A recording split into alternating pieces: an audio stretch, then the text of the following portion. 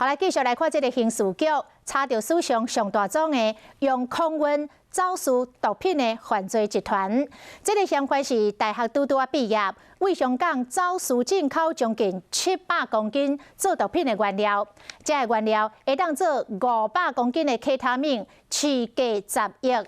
伊方抓到了，便讲只是帮朋友进口衫裤，唔知影这是毒品。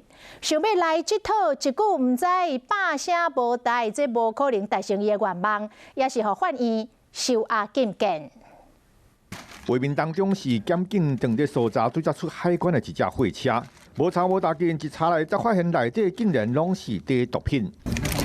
这一袋物啊，拢是做毒品的原料，算要到700公斤。这是台湾历史上上大条的一件空运走私，由一名姓王的男子去找报关行甲货运行，讲是要进口衫裤，但是实际进口的是700公斤的毒品原料。这若做成毒品上市，算有代表10亿的价值。500公斤的这个 K 他命，那可以提供150万人次来这一个吸食。